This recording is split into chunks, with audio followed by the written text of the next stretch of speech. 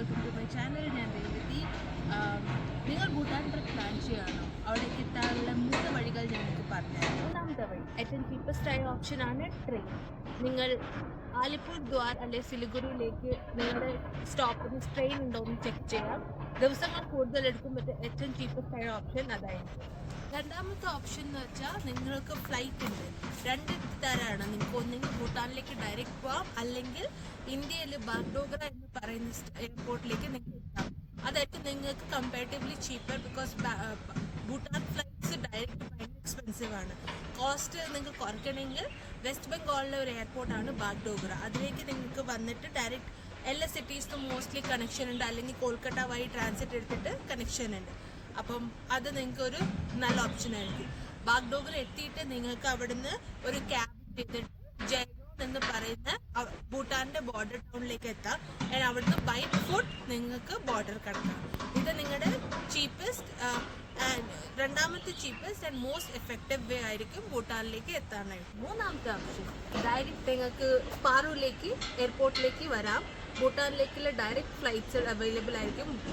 മിക്കവാറും നിങ്ങൾക്ക് ഇത് ഡൽഹി, ബാങ്കോക്ക് അല്ലെങ്കിൽ കോൽക്കട്ടയിൽ നിന്ന് ലേ ഓവർ എടുക്കേണ്ടി വരും ഡയറക്റ്റ് ഫ്ലൈറ്റിനായിട്ട്, അല്ലെങ്കിൽ ബാഗ്ഡോഗ്രയിൽ. എന്നിട്ട് നിങ്ങൾക്ക് ഭൂട്ടാനിലെ പാറോ എയർപോർട്ടിലേക്ക് ഡയറക്റ്റ്ലി ലാൻഡ് ചെയ്യാം. ആ എയർപോർട്ടിന് ഒരു പ്രത്യേകത എന്ന് വെച്ചാൽ അവിടെ 35 പൈലറ്റ്സിന് മാത്രമേ ലാൻഡിങ്ങിൻ്റെ പെർമിഷൻ ഉള്ളൂ. അതുകൊണ്ട് അതൊരു കോംപ്ലക്സ് ലാൻഡിങ് ടെറൈൻ ആണ്, എക്സ്പെൻസീവ് ആണ്. നിങ്ങൾക്ക് കോസ്റ്റ് ഒരു വിഷയം അല്ലെങ്കിൽ ഭൂട്ടാനിലേക്ക് ഡയറക്റ്റ് എത്താനായിട്ടുള്ള ഏറ്റവും നല്ല ഓപ്ഷനാണ്. പിന്നെ നിങ്ങൾക്ക് ഡ്രൈവ് ചെയ്യാൻ താല്പര്യമുണ്ടോ? ഡ്രൈവ് ചെയ്ത് അങ്ങോട്ട് വരാനായിട്ട് എന്നാൽ നിങ്ങൾക്കും നല്ല ഓപ്ഷൻസ് ഉണ്ട്. നിങ്ങൾക്ക് ഡയറക്റ്റ്ലി ജയഗോൺ എന്ന് പറയുന്ന അവരുടെ ബോർഡർ ടൗണിലേക്ക് ബൈ റോഡ് ഡ്രൈവ് ചെയ്ത് വരാം.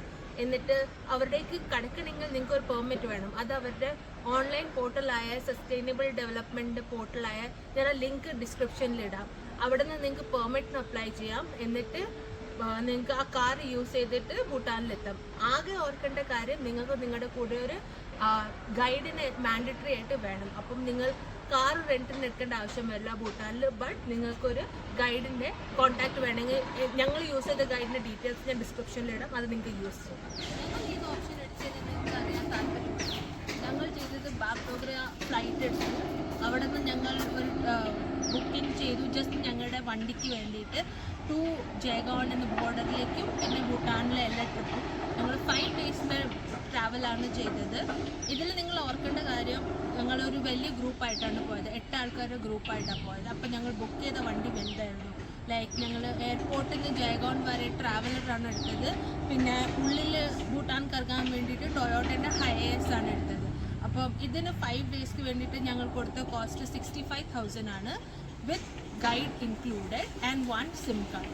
അത് ആ പാക്കേജിൽ വരുന്ന കോസ്റ്റാണ്. നിങ്ങൾ ആലോചിക്കേണ്ടത്, ഇപ്പോൾ ഇതിന് 1 person or 2 person ആണെങ്കിൽ നിങ്ങൾക്ക് ഇത്ര വലിയ വണ്ടീൻ്റെ ആവശ്യം വരില്ല. അപ്പോൾ കോസ്റ്റ് ഇതിനെക്കാട്ടി താഴെയായിരിക്കും. ഒരു ഫാക്ടറും കൂടെ വരുന്ന നമ്പർ ഓഫ് ഡേയ്സ്. ഞങ്ങൾ 5 ഡേയ്സ്ക്കാണ് എടുത്തത്. നിങ്ങളുടെ ഡേയ്സ് കൂടുന്നതനുസരിച്ചിട്ടും സീസണിൻ്റെ അനുസരിച്ചിട്ടും കോസ്റ്റ് വേരിയേഷൻ വരാം. ഇത് നിങ്ങൾക്ക് ജസ്റ്റ് ഒരു ബേസ് ലൈൻ തരാൻ വേണ്ടിയിട്ടാണ് ഞാൻ ഇതിൻ്റെ കോസ്റ്റ് ഷെയർ ചെയ്തിരുന്നത്.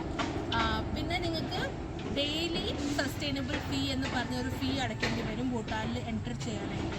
അവിടെ വീസ ഇല്ല. സോ ഇത് നിങ്ങളുടെ പാസ്പോർട്ട്, ആധാർ കാർഡ് ആണ് നിങ്ങൾക്ക് യൂസ് ചെയ്യാൻ പറ്റും, അല്ലെങ്കിൽ ബർത്ത് സർട്ടിഫിക്കറ്റ്.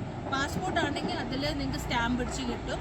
ഇത് മറ്റേ ആധാർ കാർഡും ബർത്ത് സർട്ടിഫിക്കറ്റും ആണെങ്കിൽ അവരുടെ ആ പേപ്പറിൽ പ്രിൻ്റ് എടുത്തിട്ട് അതിൽ നിങ്ങൾക്ക് സ്റ്റാമ്പ് അടിച്ച് കിട്ടും. പിന്നെ അവിടെ ഡെയിലി സസ്റ്റൈനബിൾ ഫീ 1,200 പെർ ഹെഡ് ആണ് എവറി ഡേ. സോ നിങ്ങളുടെ നമ്പർ ഓഫ് ഡേയ്സിനനുസരിച്ചിട്ട് ആ കോസ്റ്റ് വേരി ചെയ്യും.